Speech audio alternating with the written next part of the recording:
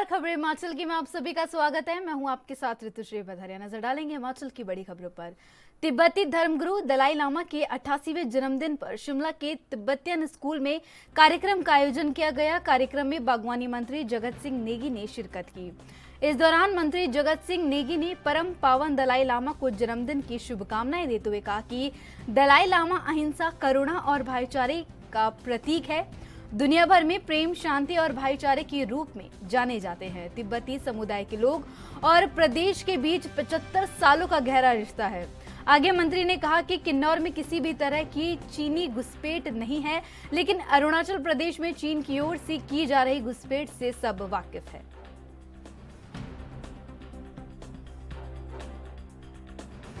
आज नोबेल पुरस्कार से सम्मानित पावन पूजनीय दलाई लामा जी का 88वां बर्थडे है। इस पर जो है मैं उनको जो है बहुत बहुत बधाई और शुभकामनाएं देता हूं और प्रार्थना करता हूं कि उनको दीर्घायु मिले, अच्छा उनका स्वास्थ्य रहे, क्योंकि वो जो है बड़े लंबे समय से आप जानते हैं कि हमारे देश में है और खासकर जब वो निर्वासित हुए उन्होंने हिमाचल प्रदेश को अपना जो हेडक्वार्टर यहाँ पर बनाया और उससे हिमाचल का धर्मशाला का जो नाम है विश्व के मानचित्र पे उभरा है और अपने तिब्बत की आज़ादी के लिए वो प्रयासरत है। हम उनको शुभकामनाएं। धर्मशाला स्थित मकलोडगंज के बौद्ध मंदिर में आज तिब्बतियों के धर्मगुरु दलाई लामा का 88वां जन्मदिन बड़ी ही धूमधाम से मनाया गया। इस दौरान तिब्बतियों के विभिन्न संगठनों द्वारा कई रंगारंग कार्यक्रम भी पेश किए गए। वहीं इस मौके पर खास तौर पर जापान से आए हुए कलाकारों ने एक जापानी गाना गाकर उपस्थित श्रोताओं की तालियों को बटोरा। वहीं तिब्बती धर्मगुरु दलाई लामा की लंबी उम्र की कामना भी की गई। वहीं तिब्बती धर्मगुरु दलाई लामा ने भी उपस्थित सभी लोगों को अपना संदेश देते हुए कहा कि सभी लोग विश्व में शांति और अमन का माहौल बना रहे हैं, इसमें अपनी भागीदारी सुनिश्चित करें। इस मौके पर तिब्बतियों ने के एक संगठन द्वारा बौद्ध मंदिर के बाहर हलवे और लड्डुओं का भी लंगर लगाया गया, जिसमें सभी लोगों ने लंगर ग्रहण कर दलाई लामा की लंबी उम्र की कामना की। इस कार्यक्रम में मुख्य अतिथि के रूप में हिमाचल प्रदेश के मुख्यमंत्री सुखविंदर सिंह सुक्खू अपने परिवार सहित शामिल हुए और तिब्बती धर्मगुरु दलाई लामा का आशीर्वाद भी लिया।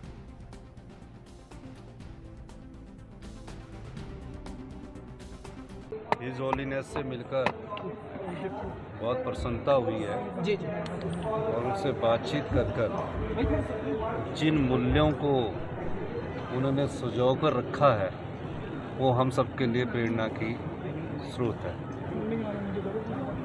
आज वो अपना 88वां जन्मदिन मना रहे हैं, लेकिन ऐसा प्रतीत होता है कि अभी भी वो पूरी तरह से यंग है और ये उनकी धर्मशाला राजधानी है कांगड़ा जिला में। हमारे सभी विधायक आज उनको उनके जन्मदिन पर, चाहे चौधरी चंद्र कुमार जी, सभी शुभकामनाएं देने आए। मुझे खुशी इस बात की है कि आज के इस मौके पर हमने आकर उनको शुभकामनाएं दी और जिस प्रकार की भावना हम यहाँ से लेकर जा रहे हैं वो हम अपने जीवन में भी उसको अपनाने की कोशिश करें। भारत रत्न के लिए हिमाचल सरकार तो उनके साथ ही है। अब ये हमारे हाथ में होता तो हम करते, ये तो भारत सरकार के हाथ में है। हम चाहेंगे कि ऐसे जो लोग जिनसे लोग प्रेरणा लेते हैं उन लोगों को सम्मानित किया जाए। आज तो हम जन्मदिन की शुभकामनाएं देने के लिए आए हैं और जहाँ तक हमारी सरकार की बात है, पर्यटन के रूप में हमारे जो ये रघुवीर वाली जी कैबिनेट मिनिस्टर यहाँ हैं, ये आपको विस्तृत जानकारी आने वाले समय में देते रहेंगे।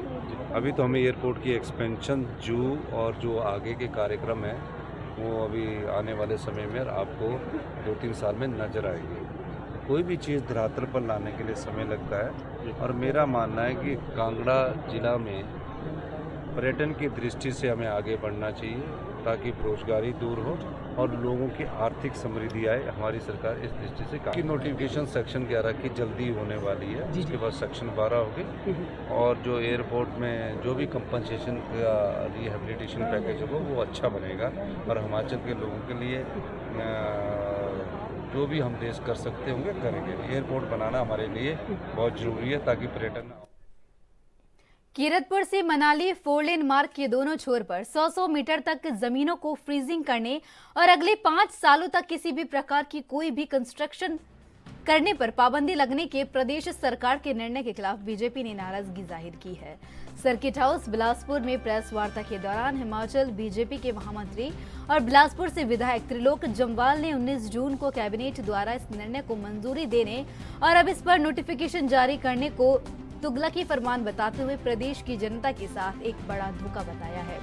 बीजेपी विधायक त्रिलोक जम्वाल का कहना है कि भाखड़ा विस्थापन का दर्द सह चुके बिलासपुर की जनता ने 4 लेन विस्थापना का भी दंश झेला है। बावजूद इसके कीरतपुर मनाली 4 लेन मार्ग के दोनों छोरों पर 100 मीटर तक जमीनों को 5 सालों के लिए फ्रीज करना उनके साथ धोखा है, जिसके चलते 4 लेन विस्थापित लोग रहने के लिए मकान बनाने से लेकर व्यवसाय के लिए दुकान और ढाबा तक नहीं बना पाएंगे, जिससे आने वाले समय में पर्यटक बिलासपुर नहीं रुकेगा और स्थानीय लोगों को 4 लेन बनने से किसी भी तरह का कोई लाभ नहीं होगा।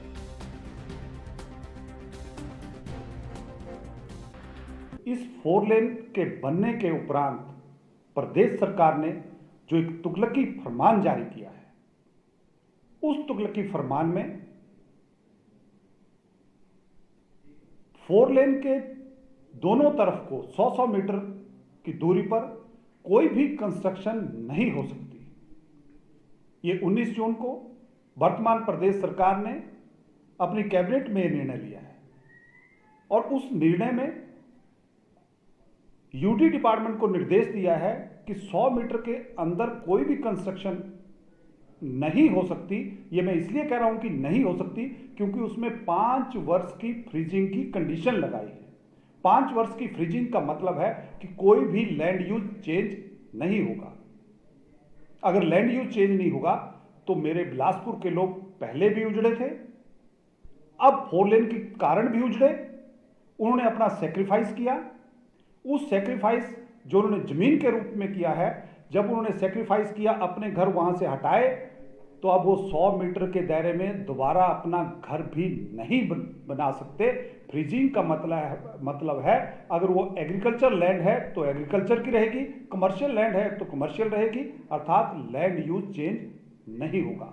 ये तुगलकी फरमान है। ये पूरे प्रदेश में हमारा टूरिस्ट रुकेगा कहां? बिलासपुर में टूरिस्ट एक भी पैसा खर्च नहीं करेगा, टूरिस्ट यहां बिल्कुल नहीं रुकेगा। तो ये जो प्रदेश सरकार का तुगलकी फरमान है, या तो प्रदेश सरकार 100 मीटर लैंड को अक्वायर करने के साथ साथ उसको अपने पास ले ले, लोगों को उचित कंपनसेशन दे दिया जाए, उस लैंड को प्रदेश सरकार ले। कीरतपुर से मनाली 4 लेन मार्ग के दोनों छोर पर 100 मीटर तक जमीनों को फ्रीजिंग करने और अगले 5 सालों तक किसी भी प्रकार की कोई भी कंस्ट्रक्शन करने पर पाबंदी लगने के प्रदेश सरकार के निर्णय के खिलाफ बीजेपी ने नाराजगी जाहिर की है। सर्किट हाउस बिलासपुर में प्रेस वार्ता के दौरान हिमाचल बीजेपी के महामंत्री और बिलासपुर से विधायक त्रिलोक जम्वाल ने 19 जून को कैबिनेट द्वारा इस निर्णय को मंजूरी देने और इस पर नोटिफिकेशन जारी करने को तुगलकी फरमान बताया है।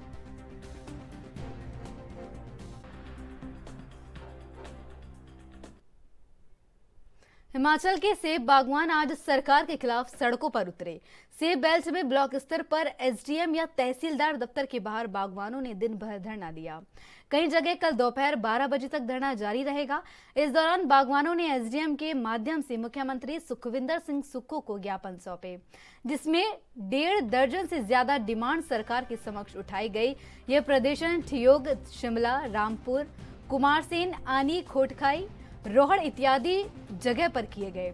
सेब की पैकिंग के लिए यूनिवर्सल कार्टन अनिवार्य करने, मंडियों में बागवानों से धोखाधड़ी रोकने के लिए एपीएमसी लीगल मेट्रोलॉजी एक्ट और passenger and goods tax act को सख्ती से लागू करने और आढ़ती व सरकार के पास बागवानों की बकाया राशि का जल्द भुगतान करने की प्रमुख मांग है।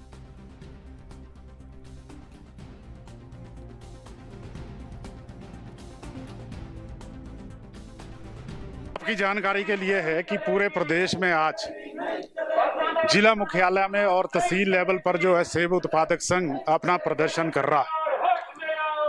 उसके प्रदर्शन करने के कुछ कारण हैं, जैसे कि ये देखा गया है कि जो बागबानी है हिमाचल प्रदेश के अंदर, बागबानों की जो मेहनत है, अच्छे जो प्रयास हैं, उनकी बदौलत आज जो है बागबानी जो है लगभग 5500 करोड़ के लगभग पहुंच चुकी है। परंतु फिर भी आज जो बागबान है उसका जीवन जो है वो ठीक नहीं है, या अपनी आजीविका जो है वो सही तरीके से नहीं कमा रहा है, जिसके कारण जो है उसके कारण है कुछ, मैं कुछ कारण भी बताऊंगा। जैसे नेचुरल कारण है कि नेचुरल कारण जो है तापमान जो है रेगुलर बढ़ रहा है, जिसके कारण सेब के पौधे उनकी जो ग्रोथ है या जो फल फ्रूट आना है या पेड़ों का सूखना जो है वो हो रहा है, या बेमौसमी बारिश आ जाती है, सूखा पड़ जाता है, ये प्राकृतिक कारण है।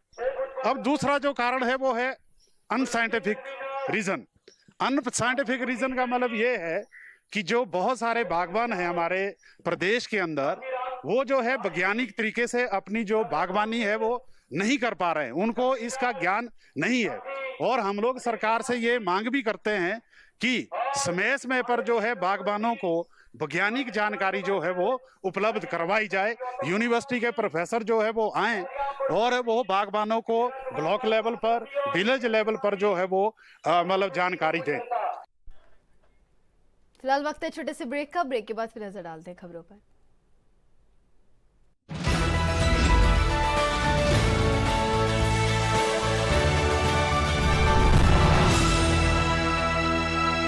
और ब्रेक के बाद आप सभी का फिर से स्वागत है। नजर डालेंगे खबरों पर। हिमाचल प्रदेश में सेब बागवान सरकार के फैसले के खिलाफ लगातार प्रदर्शन कर रहे हैं। सड़कों पर उतरकर सरकार का विरोध किया जा रहा है, लेकिन सवाल यह है कि आखिर सेब बागवान इतना रोष में क्यों हैं? इस सवाल पर क्या कहना है किसानों का, सुनिए। देखो, अभी जो देखा जाए, अभी तो स्टार्टिंग स्टेज शुरू है सीजन की, सेब सीजन। अभी जो है, अभी अर्ली जो वैरायटियां हैं वो तैयार हुई है, जैसे नाशपाती हो गया, टाइडमैन हो गया, समर क्वीन हो गया। ये वैरायटी वो भी लो एलिवेशन के जो एरिया है वहाँ से अभी सेब आ रहा है। तो जैसे हमारा लो एलिवेशन में चुराग आ गया, बक्साड़ एरिया हो गया, करसोग के जो लो एलिवेशन वाले एरिया वहाँ से सेब आ रहा है। तो इसमें सबसे पहले कन्फ्यूजन तो ये है कि जो इस बार जो रूल चेंज हुआ है, इस बार जो सेब पेटियों के हिसाब से ना बिकने के बजाय बल्कि किलो के हिसाब से बिक रहा है। तो सबसे बड़ी कन्फ्यूजन इस बार जो है वो ग्रोवर में ये है कि वो पेटियों को डिसाइड नहीं कर पा रहे कि किस तय में भरें। पहले वेट 24-25 किलो से ऊपर जाता था और डिमांड भी मार्केट में रहती थी, जितना ज़्यादा आपका वेट होता है उस हिसाब से आपको रेट मिलते थे। बट इस बार गवर्नमेंट ने स्ट्रिक्ट रूल अप्लाई किया है कि आपका 24 किलो से ऊपर विद कार्टन जो बॉक्स है वो नहीं जाना चाहिए। तो एवरेज आपका कार्टन काट के 2 किलो कार्टन का हो गया, उसको काट के फिर 22 किलो का आपका फ्रूट रहता है। तो इसमें कन्फ्यूजन ये है कि किसान तो ये पहले तो उस भरने में समस्या आ रही है कि 5 लेयर भरे, 6 लेयर भरे, अब लो ग्रेड रखे, उसके दाम मार्केट में मिलेंगे कि नहीं मिलेंगे। अगर हाई ग्रेड रखते हैं तो फिर वेट उसका ऊपर जा जाता है। बस सबसे बड़ी कन्फ्यूजन ये लगेगा। अभी इस चीज़ में बहुत सारे सुधार आने की ज़रूरत है। अभी हो सकता है कार्टन में भी कुछ चेंजिंग आ जाए, कोई फिक्स कार्टन आ जाए जिसमें आपका जो फ्रूट है वो सिर्फ 22-24 किलो के बीच में भरा जाए।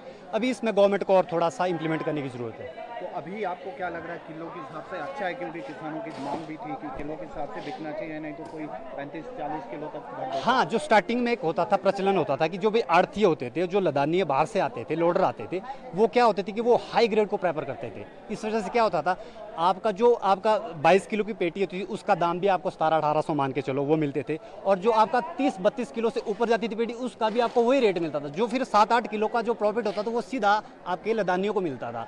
वो प्रॉफिट बच के हमारा जो किसानों को मिल रहा है।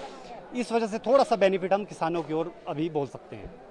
Thank you. आपका नाम जानना चाहिए? सर, मेरा नाम प्रकाश चंद्र है। प्रकाश जी, ये जानना चाहेंगे इस बार सेब के जो अर्ली वेराइटीज हैं, कौन कौन सी वेराइटी आई है और किस तरह का बिक रहा है? क्या किसानों को अभी फायदा है? वैरायटियाँ तो बहुत अच्छी वैरायटियाँ आई है जी, अच्छे रंग आ रहा है, अच्छा सेब बन रहा है। पर सबसे प्रॉब्लम ये है कि आज जो वेट है, वेट पर सबसे प्रॉब्लम जा रही है। अब 2 किलो कटौती हो रही है, फिर जो एक्स्ट्रा बढ़ रहा है वो भी भूस के ही भाव में जा रहा है इसमें।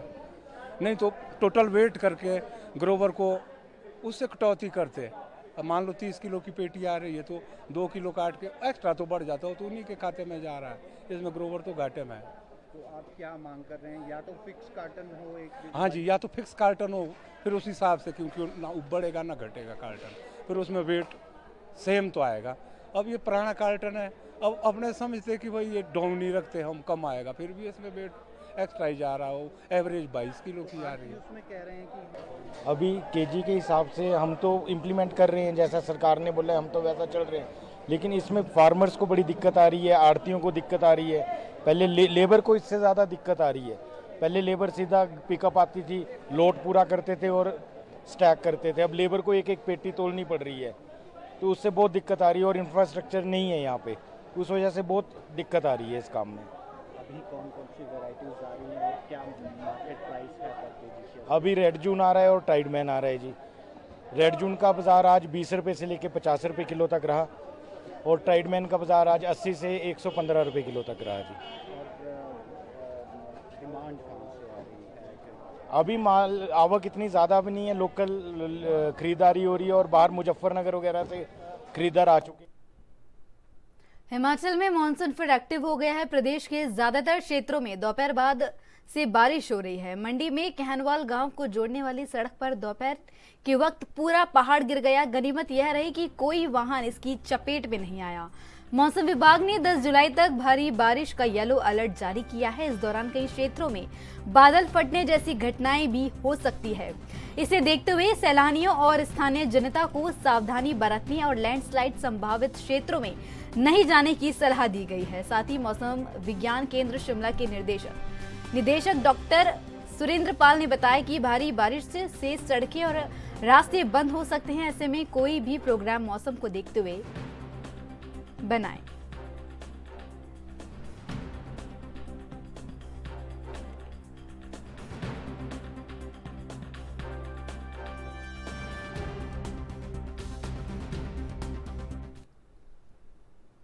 मानसून ने जिला ऊना में अपनी पहली ही बारिश में कहर बरपाया है। खासकर हरौली विधानसभा क्षेत्र में हरौली में बरसात की पहली बारिश से नुकसान की खबर मिलते ही उप मुख्यमंत्री मुकेश अग्निहोत्री ने शिमला में अपने सभी कार्यक्रम रद्द किए और वह हरौली पहुंच गए। जिला में पहली बारिश से करीब विभिन्न विभागों का 2 करोड़ का नुकसान आंकलन किया गया है। मुकेश अग्निहोत्री ने कहा कि पानी के तेज बहाव का आना चिंता का विषय है, लोगों को भी चिंतित करता है, हम भी चिंतित है। इसे व्यवस्थित करने के लिए हर संभव प्रयास होंगे। बता दें कि उप मुख्यमंत्री मुकेश अग्निहोत्री हरौली से विधायक है। हरौली विधानसभा क्षेत्र में बारिश से पानी के तेज बहाव से जिस प्रकार से नुकसान हुआ है, उन्हें लोगों के फोन जा रहे थे। ऐसे में मुकेश अग्निहोत्री ने बैठकों को रद्द कर अपने लोगों के बीच जाने की को प्राथमिकता दी। एक्चुअली मौसम ने मिजाज बदला है और बदलते ही जो पहला ही तांडव है वो इस इलाके में हो गया और बहुत सालों के बाद पानी जो है करवट मार के घरों में घुस गया है और लोगों का नुकसान हुआ है, सड़कों का नुकसान हुआ है। और ये आश्चर्यजनक है कि एक ही समय में कॉन्स्टिट्यूंसी के कई क्षेत्रों में ये पानी का प्रकोप हुआ है। हरौली में भी हुआ और स्लो क्षेत्र में भी हुआ और उधर रामपुर के क्षेत्र में भी है। ऊपर ये जो उनके पास टिड्डियाँ वगैरह है उस इलाके में भी है। तो काफ़ी जगह जो है काफ़ी ज़ोर से बारिश हुई है। मतलब इस तरफ तो ऐसा लगता है जैसे कोई बादल ही फट गया हो, जिस ढंग से पानी आया है और जितना उसकी स्पीड थी और वेलोसिटी थी उससे ऐसा लगता है कि बड़ी रफ्तार से पानी आया और आया कुछ घंटों के लिए। और अधिकारियों को तो यही था कि कोई जानी नुकसान ना हो, कोई सब लोग सुरक्षित रहें। फर्स्ट तो यही था। हमने सुबह से ही अपने सारे ऑफिसर्स को जो है गेयर अप किया था और एसडीएम साहब की अगुवाई में और मेरे ख्याल है एसडीएम साहब भी यहाँ काफ़ी टाइम 2-3 घंटे में पहुँच गए और यहाँ पे सारी निगरानी की है। तो फर्स्ट तो यही था कि लोग सुरक्षित रहें, करेंगे हमारे ऑफिसर्स की टीम करेगी। और दूसरा कहाँ से, क्योंकि आपको पता बड़े पैमाने पे चैनलाइजेशन हुई है। 1200-1500 करोड़ रुपया लग के चैनलाइजेशन हुई और उससे काफ़ी क्षेत्र में खुशहाली भी आई है, लेकिन कुछ गैप्स रह गए हैं। या जो है स्वां की जो मेन स्वां की चैनलाइजेशन हुई, उसकी सहायक जो ट्रिब्यूटरीज हैं वो रह गई हैं, तो उसका भी अब मौसम में सुधार होता है। हिमाचल में महाराष्ट्र में आए राजनीतिक भूचाल के बाद हिमाचल प्रदेश की सियासत में भी मिशन लोटस की चर्चाओं ने जोर पकड़ लिया है। विपक्ष के नेता लगातार कांग्रेस सरकार पर 5 साल का कार्यकाल पूरा न कर पाने को लेकर हमलावर हो रहे हैं। बीजेपी पर पलटवार करते हुए कैबिनेट मंत्री विक्रमादित्य सिंह ने कहा कि प्रदेश में मजबूत सरकार है, पूरे 5 साल प्रदेश में सरकार चलेगी। आगे मंत्री ने कहा कि बीजेपी के नेता को नसीहत देते हुए मंत्री ने कहा कि प्रदेश में अस्थिरता का माहौल ना बनाए।